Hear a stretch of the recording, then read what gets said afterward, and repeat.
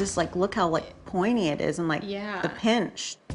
My name is Holly. I live in Houston, Texas, but I look like I live in Whoville. I've never felt it before. I feel like someone pinched my nose and then it just stuck. When I was 5 or 6 years old, roughhousing with my cousins, I busted my nose on the leg of a couch. I didn't start noticing things were wrong with my nose until I hit puberty. My nose started to get pretty crooked. So once I turned 32 and I got engaged, I thought, hey, maybe now's really the time to get my nose fixed. I didn't really want my old broken nose for my wedding photos.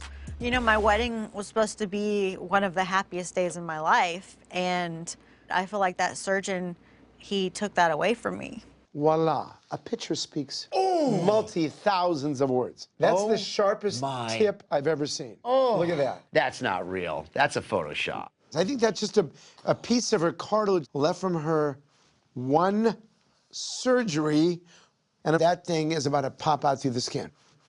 Go like this for me. Okay, so there's a gap in your nasal bones right here. It's called an open roof deformity, and there's 2 ridges of bones. I take cartilage and I add this glue-like material, and I might be able to even just fill in that little gap.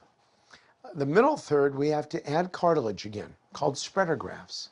The third part of this is going to be the tip. So you, from what it appears to me, don't have usable tip cartilage. Okay. I would have to cut out all your natural tip cartilage and take new cartilage and make you a tip. Wow. Here is my dilemma and one thing I'm worried about. He usually doesn't hear me say this. I'm worried about how your nose is going to turn out. The nasal skin is really, really, really thin.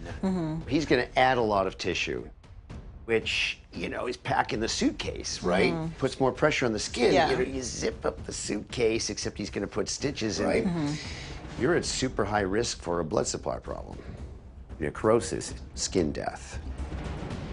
Wow.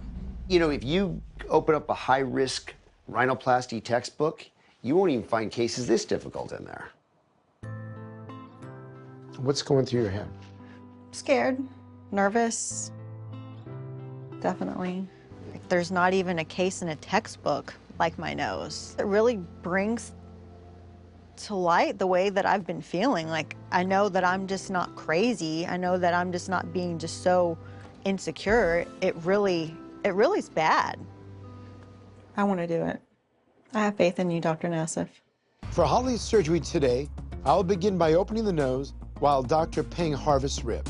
Next, I will remove her tip cartilage and file down the bumps along her bridge. Then I will use spreader grafts to build out the dorsum and straighten her nose, and Ayler batten grafts and rim grafts to open the airway and make the nostrils symmetric. Finally, I will use diced cartilage glue grafts to rebuild her tip before placing rib perichondrium to combat shrink wrappage of the skin and give an overall smoother appearance. Stunning. I finally feel like a beautiful bride, and now the photographer, she can get as close to this nose as she wants. I'm a hot babe. Before my surgery, the tip of my nose was so pointy, I looked like I lived in Whoville. I had a ski slope for a profile. It was crooked, and there was a chunk missing on the right side. But now, thanks to Dr. Nassif, my tip is rounded and smooth, and my nose is straight and symmetrical. I'm gonna put the photos up on the wall. My mom says she wants an 8x10.